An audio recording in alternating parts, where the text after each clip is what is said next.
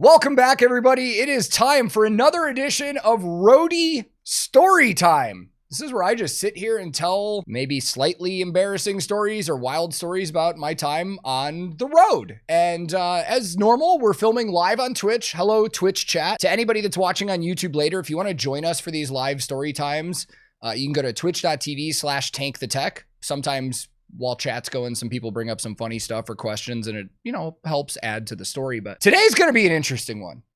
Today, this one's really for the Germans. All in the markets together, old differences forgotten, and no need at all to mention the war. It's really for everybody, but the Germans are going to appreciate this one. Today, I want to talk about the time that I had a day off in Munich, oder München, and went to Oktoberfest. Yes, the real Oktoberfest, not like, for anybody that's familiar, so many places in the US and other countries have their own Oktoberfest, which they kind of make it legit and everybody's wearing lederhosen and, stuff like that, but they don't have the right beers and it's not the same thing. I went to the actual real Oktoberfest, which actually has a really cool history behind it. I just thought it was like a beer festival because Germans like beer, but we learned a little about it while we were there, and I'll give you the really short version. The very first festival that became Oktoberfest was held in 1810.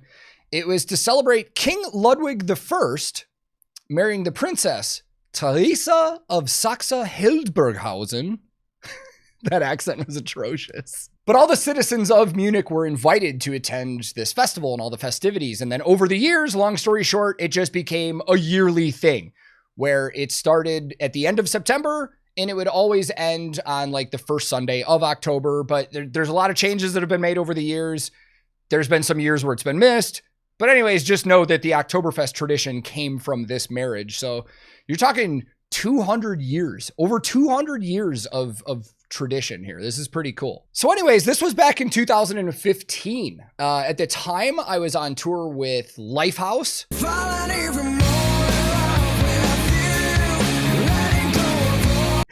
Probably not a band you would expect me to be on tour with, but super fun guys, man. And we were doing a tour through Germany. We just happened to have a day off when it was the second day of Oktoberfest in 2015. And the entire band was asking the rest of the crew, like, have you guys ever been? I was like, no, of course not. They're like, would you like to go? Because apparently the promoter of our show in Munich, a relative of his, was one of the festival organizers of Oktoberfest. So we had a very easy in to get in there.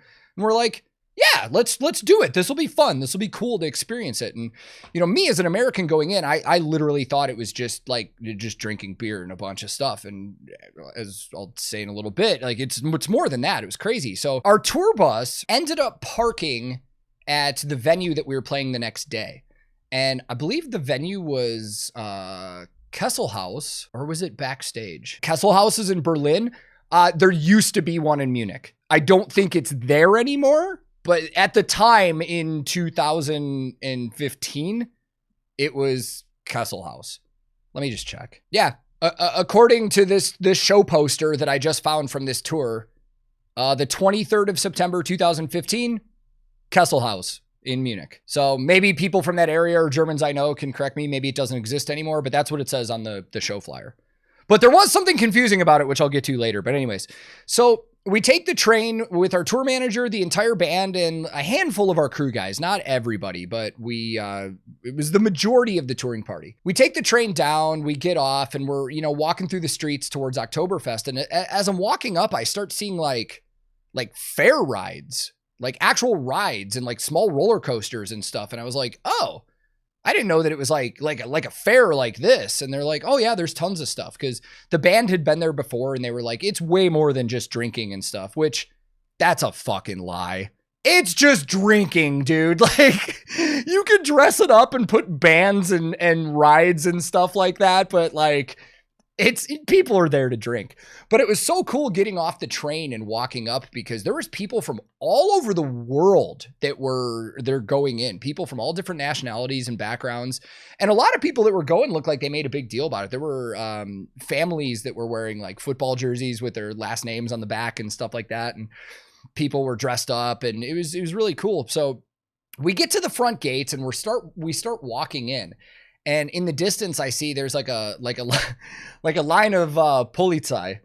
And as we're walking up, I looked at one of our crew guys and I was like, do you think they know we're American? Do you think that they can look at us and know we're American and they're going to stop us? And they're like, nah.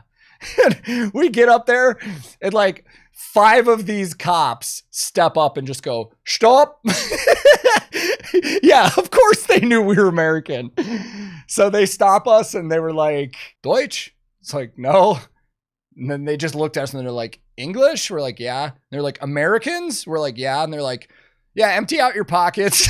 Like they literally like checked us and stuff to make sure we didn't have anything. And they were nice. They gave us some weird looks, but they're like, okay, you're good, but don't cause any problems. We're like, okay. So we go in, we meet our promoter from the show because, like, as I said, one of his family members organized Oktoberfest. And he was just like, I remember this promoter too, very much looking like John Taffer. Is that his name? John Taffer from Bar Rescue. And he was even wearing like a suit and everything. And he's just like, yeah, come with me. I'll show you all the good places to go. And, you know, I've got an inn at all the tents and all the restaurants and everything. So we're like, all right, cool. Like, this is going to be awesome. If I remember right, we didn't pay for much of anything either, if I remember that day right. But the first thing we do is we're walking in. He just stopped. He's like, oh, we got to stop at this stand right here.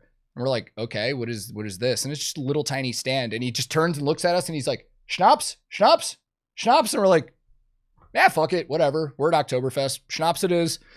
So like 1 PM, just hammering schnapps. And then after that, I think we went right across from that stand was like, I don't know what kind of carnival ride you call it, but it's like you sit in the cars and it just like spins and goes kind of up and down. It's almost like a tilt-a-whirl kind of thing. So we did that and, you know, had some fun. And then he's like, all right, let's get some food. So, and then on the way to one of the places where we were going to eat food, stopped again and goes, schnapps, schnapps. We're like, yeah. And he's like, oh, this is a regular thing. Anytime we're walking and we hit a schnapps stand, we have to stop.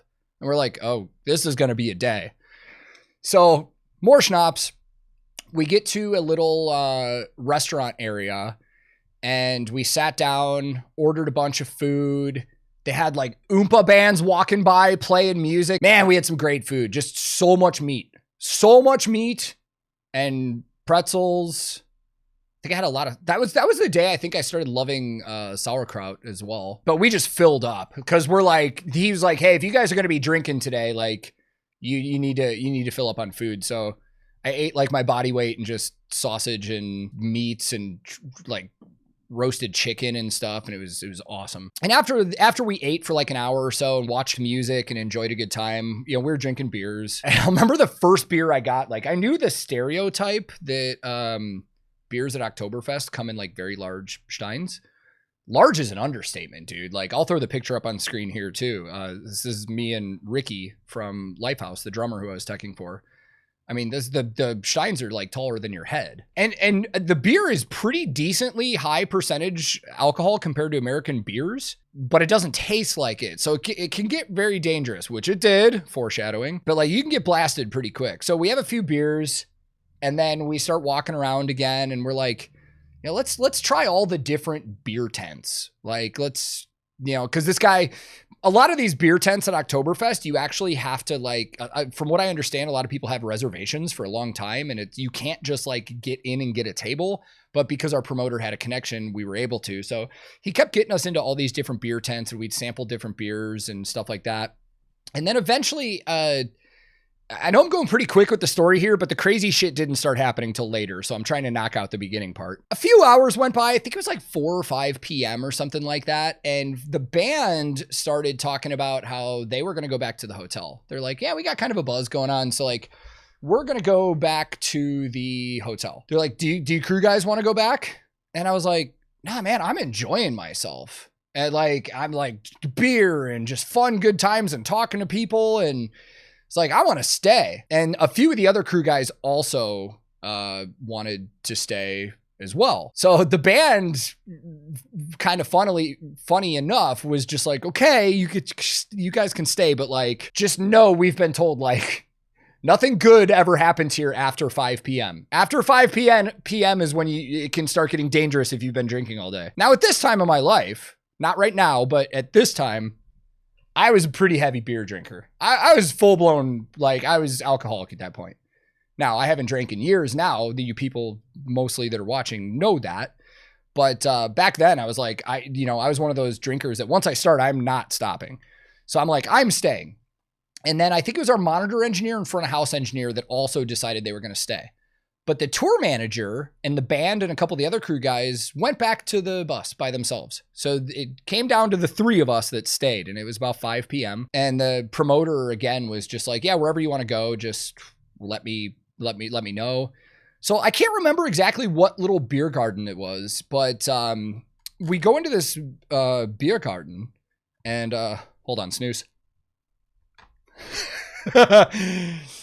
And we stayed there because we liked the beer, and we were just hanging out at a table, just having a good time, slamming beers.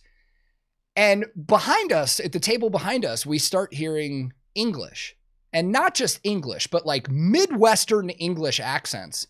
And I just kind of turned around and I'm like, it's like, hey, sorry to bother you guys. Are you guys from the US? And they're like, oh yeah, like we're from Nashville. And I was like, oh, I'm from Nashville. I was like, cool. Like, oh, what are you doing here? It's like, oh, I work for a band. We're just checking out Oktoberfest. I was like, what do you guys do? Turns out the group of 3 guys that were sitting there, this is true, the top DUI attorneys, like drinking and driving attorneys in the Nashville area. Guys who's like, once I started talking to them, I recognized them because their pictures and ads are above every urinal at every bar in Nashville and all over the place. So they told us that every year they take a trip to Oktoberfest and just get smashed as friends and have a good time. And I'm like, the irony and the hilariousness of that was so funny, but we got to know them really well. And we sat there and we were just drinking beers and doing shots of schnapps. And we hit it off with them well enough that they were like, hey, we've got a table at the Hofbrau tent in like an hour. You guys want to come with us? And we're like, yeah, let's go. So we sat there for like another hour drinking. And eventually we all started making our way to the Hofbrau tent, which Hofbrau at Oktoberfest is like the biggest tent there at the time. I don't know if it still is. But I remember it was like my reaction to walking into this tent, I had to have looked like a kid because it was wild, man. Like you walk in and there's bars on either side, but it's all tables and benches and stuff. It's wall to wall packed with people. And then on the stage is a band playing Oompa music. Like it was just happy and fun. And so we're sitting there pounding beers and eating more food and stuff. And by this time it's probably 7 p.m. if I had to guess. And if I had to take a guess where like my buzz level was at this point, if like 1 is sober and 10 is blackout drunk, I was probably at a 6 or a 7 at this point. And I think all of our crew guys started kind of realizing it too, because we're just like, man, we need to slow down or go back or something. At one point, we decided, because we were getting a little tipsy, we're like, this is so dumb looking back on it now. We decided that like, if we bumped into anybody because it was packed in there or anything, or anybody thought we were acting stupid, we were going to pretend we weren't American. So at one point, we decide, all 3 of us, we were probably like a group of high school girls. One of us was like, I got to use the bathroom. Hey, come with me. So like all of us were like, all right, let's go to the bathroom. So we're trying to make our way to the bathroom, and we kept bumping into people. And I don't know why, but my first gut reaction to bumping into people and them turning and giving me dirty looks was, "Scusi." It's like, we're just going to pretend like we're fucking Italian tourists and nobody's going to know that we're dumb Americans. Everybody knew that we were dumb Americans. We were bumping into people left and right, just like, oh, scusi. And people are just like, the fuck? Yeah, exactly. Like in Inglourious Bastards. Arrivederci. So we get to the bathroom. And it reminded me of Wrigley Field in Chicago, where the Chicago Cubs play. For anybody that's ever been to the bathroom, the men's room in Wrigley Field, there's not urinals. There's a trough. You're just shoulder to shoulder with dudes with your wangs out, just peeing in a trough. Now in Europe, this is not a weird thing at all. In the US, people get weird about that. Now, at some point, I would say my drunkenness level went up. I was probably about a 7 or 8. And I'm standing there peeing. And there's tons of people in there. And at the time, I only knew one phrase in German. And I learned it from a person that I toured with. This phrase was Ringelpiez mit Anfassen. Germans in chat? I'm kidding. Yeah. So yeah. And I gotta admit, at the time, I had no idea what it actually meant or anything. But I thought it would be a good idea at the time, while there's about 40 people, grown men, standing at a trough peeing, to just look up and go, Wo ist der Ringelpiez mit Anfassen? And it's funny, somebody said that's something you better not say in a men's room. Everybody in there started laughing. I think probably because they knew I was a dumb American and didn't know what was happening. Like, everybody was just laughing and like, whatever, you know. So I started laughing and I'm like, cool, like whatever. And then they were afraid they're gonna like it. So anyways, we leave the bathroom, we bump into a bunch of people and repeat our scusi, and like we get back to our table. And at one point, I think it was our monitor engineer or our front of house engineer, somebody was so drunk that he actually broke a stein, like a beer stein. And for anybody that doesn't know, those things are fucking thick, dude. They do not break easily like a regular beer glass at a pub. And we're like, oh, maybe we should leave. And they're like, no, it's fine, whatever. And the DUI, I think even at this point, the DUI lawyers were kind of like, maybe we should separate ourselves from these guys. So they bring him another beer and he breaks the glass again. I don't know how. I think he was like doing a Prost too hard or something. But I'm like, okay, it's time to leave. And at this point, it's like 8 p.m. It's like slightly starting to get dark, but not really because, you know, the sun stays up late. But you can tell it's like evening and stuff. When we get up from the table, it was very clear because we had been sitting. It was very clear that our audio engineer was like 10. Like blackout autopilot, like couldn't walk without our help. So we're like, oh God, like, okay.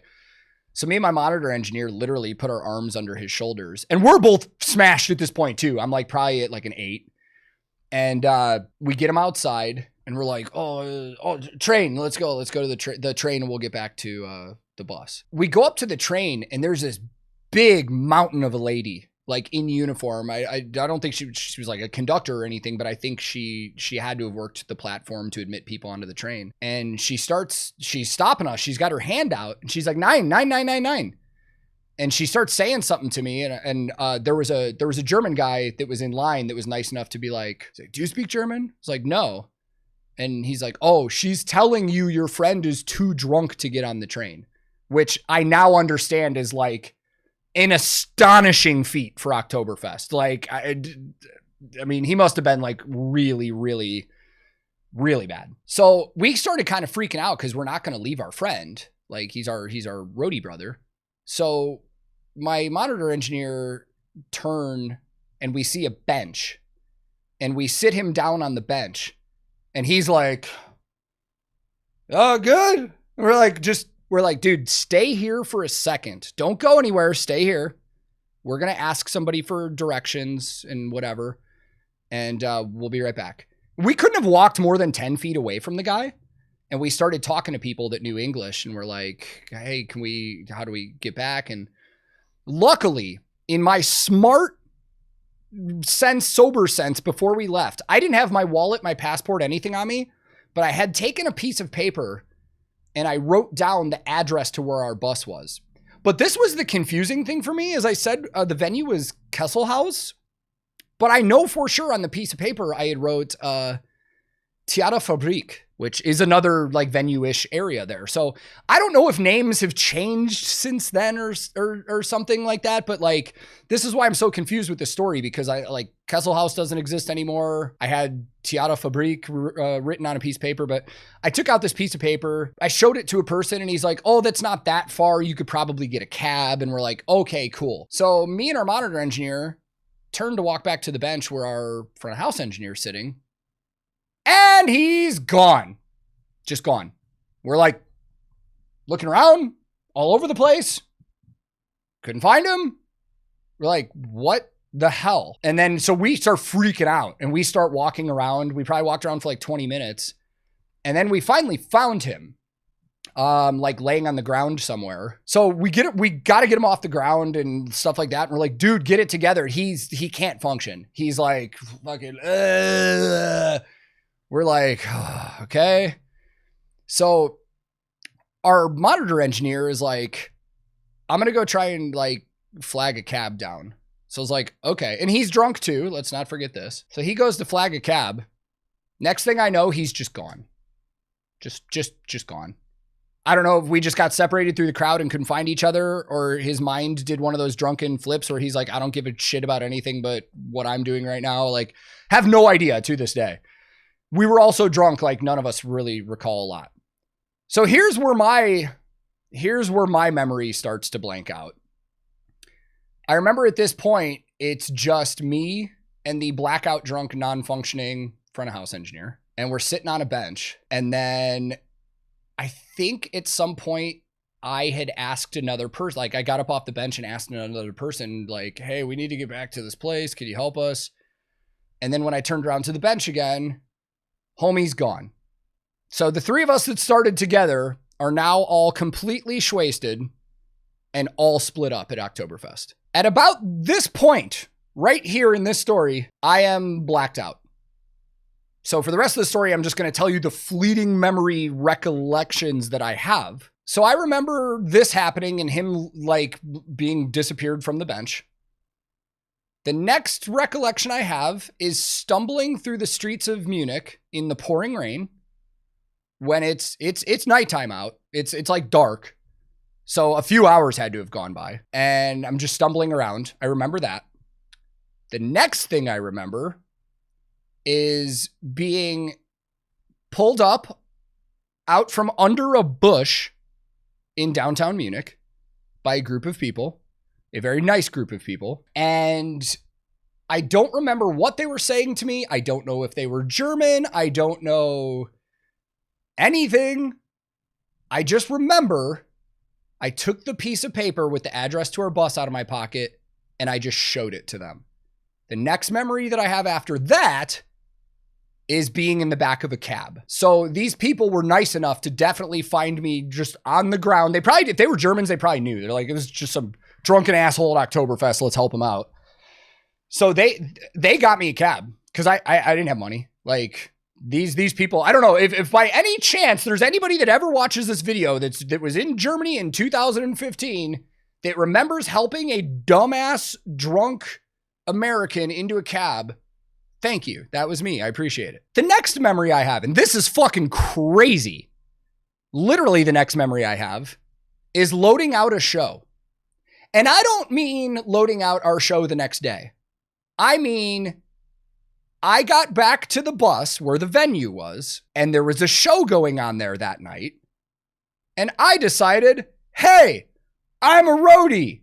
I'm going to go in here and help these guys load out their show. And I know most of this because our sober merchandise manager told me that that's what happened.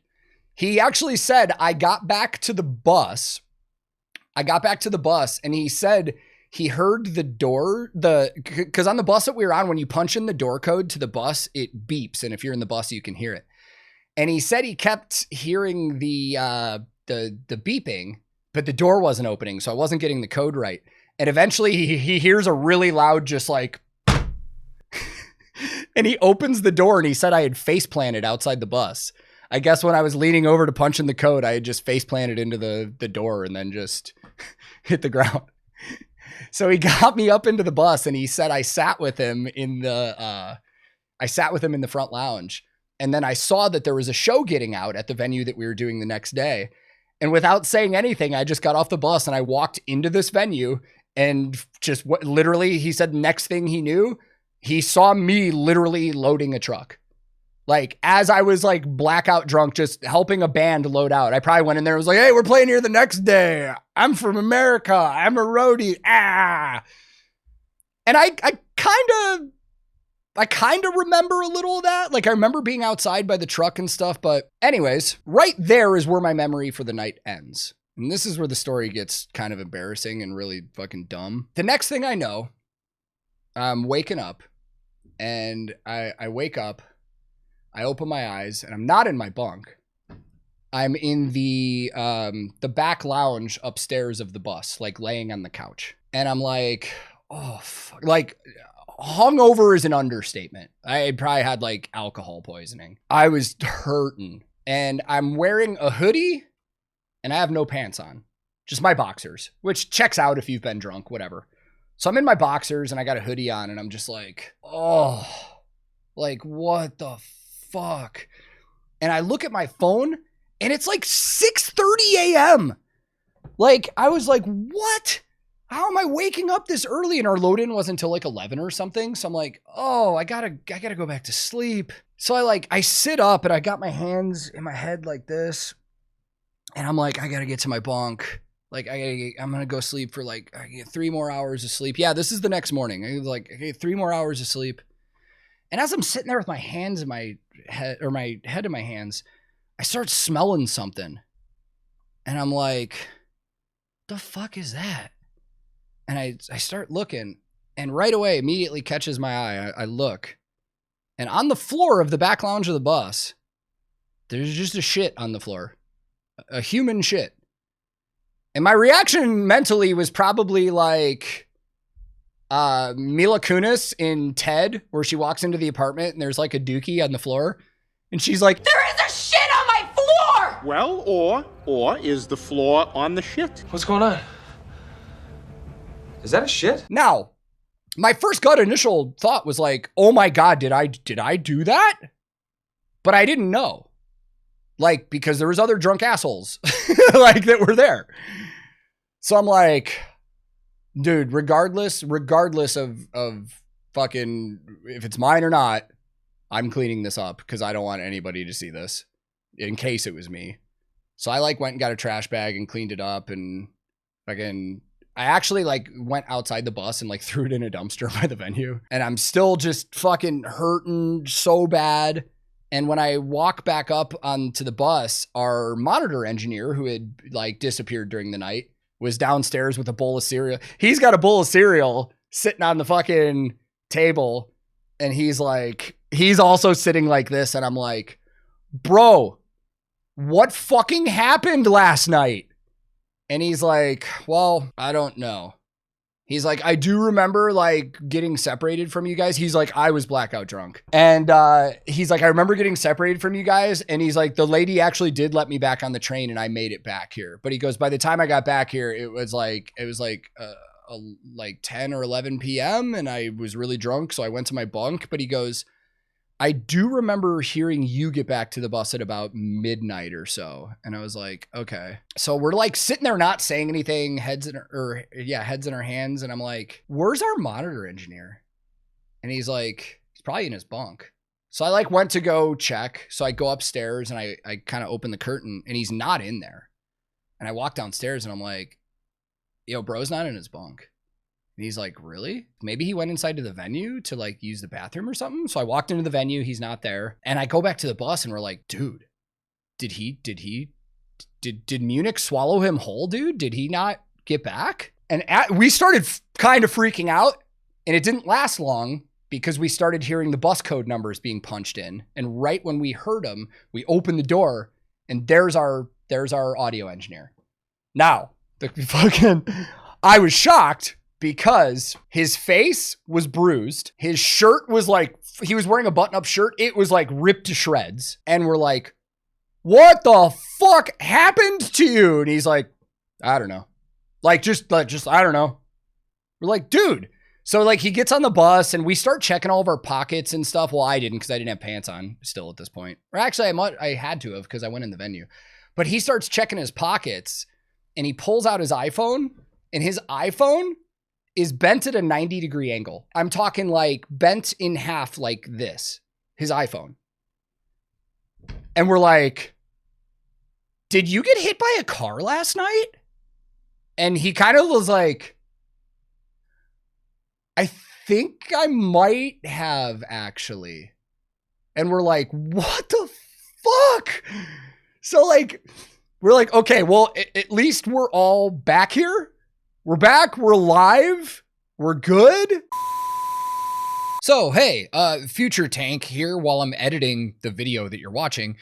I totally forgot this, but our audio engineer was not the only person that had an injury that night. I showed this video to my wife while I was editing it, and she goes, I can't believe you didn't bring up your elbow. I totally forgot this part of the story just because it wasn't a huge deal, but one thing missing from this is that morning when I woke up, what we're talking about now, super hungover, my elbow hurt really bad. And I'll show it on screen here real quick. Yeah, I woke up in the morning with that bruise on my elbow. Don't know how I got it. All I know is that I remember it hurting really, really bad. Never got medical attention, never got it looked at because we were on tour. But like the slightest little touch on my elbow for like 3 weeks was just brutal. So don't know how I got that, but I obviously fucked myself up while I was blackout drunk as well. So yeah, I just figured that would be a fun little tidbit to throw in here too. So back to it. And I'm like, okay. So like this is going to be a horrible day because we're all just brutally hungover. But at this point, it's probably like 9 a.m. and we're like, all right, we got a couple hours before load in. Well, one of the band members wakes up and he comes down here and he's like looking at all of us and he goes, what did we tell you? Nothing good happens at Oktoberfest after 5 p.m. And we're like, yeah, I mean, whatever. And he's like, he's like, hold on a second. And he walks upstairs and then he comes back and he goes, so which one of you guys did it? We're like, what are you talking about? I was like, I was playing dumb. I was like, what are you talking about? He goes, oh, we saw it. Which one of you guys did it? And I was like, what are you talking about? Motherfucker pulls out his phone and has a picture that he took of me passed out on the couch with the dookie on the floor. So at that point, I'm like, yeah, it probably was me. Fuck. They had the proof. They were like, one of you guys did this. Now, of course, there's no proof. Nobody was caught in the act. I could have been sleeping and somebody could have done it. But I'll be honest, it checks out. You can't poop on a bus. Like, you can't poop in a toilet on a bus. And me being the responsible roadie that I am, I know this. So being blackout drunk, I guess the next most responsible thing I could have done was not care about anything in that moment because I'm drunk. And knowing that I can't go in the toilet, just did it on the floor. I still to this day don't know for sure if it was me, but it checks out. He did it all for the dookie. So that day we do our show. We're like, we load in, it was miserable. We do our show. And I remember at one point, like I remember my setup for the Lifehouse tour, I was bass and drum teching. And during the show, I had a drum throne next to the drummer because our bass player was using 2 Ampeg 810 cabinets and they're tall enough. They're like, like 5 feet tall. I need a fucking meter and a half. Sure. Somewhere around there. It was enough that I could sit behind them. And the whole show, I'm just like fucking sitting there like, oh my God. And I remember at one point the singer said to the crowd, like, yeah, we're having a great show. But he's like, some of our crew guys aren't having a good time because they stayed real late at Oktoberfest last night. And I remember the whole crowd just being like, oh, like, and I'm like, oh man. And then I think I went the next 2 weeks of that tour without touching alcohol at all. I think that was one of my first points in my life where I was like, maybe I shouldn't be boozing anymore. And I made it about 2 weeks, honestly. And then when we got to Australia, I was drinking again. Yeah, alcoholic. That's what happens. Sober now, though. But yeah, like thinking back on that story now it kind of gives me anxiety because I'm like, dude, that was such an unsafe situation. That could have ended horribly, like really horribly for the few of us that were there. Like, dude, I could have just become a homeless person in Munich for the rest of my life. It could have happened, dude. Like, there was so much that could have happened and went wrong there.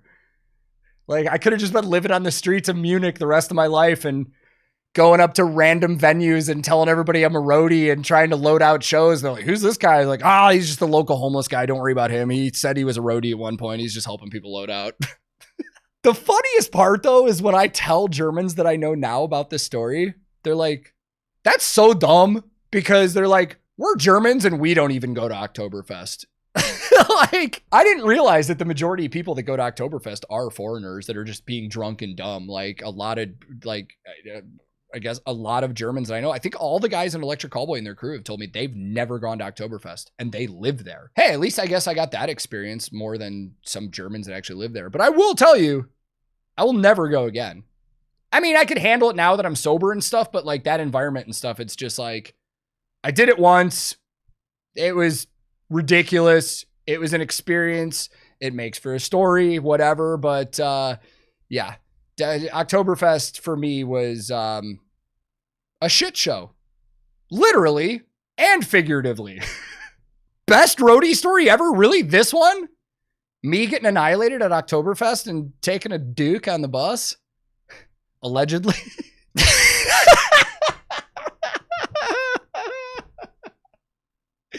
I don't even know how to respond to that, but I'm going to put that on screen. Did I ever see one of the lawyers again or needed him?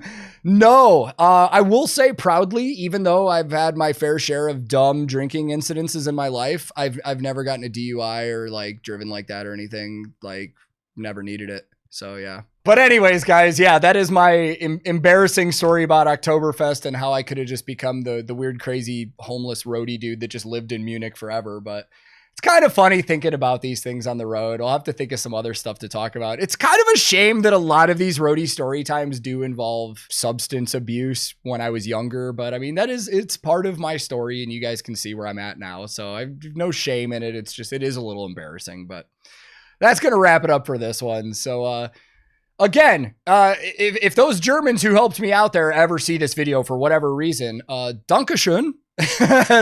You probably helped me more than you'll ever know.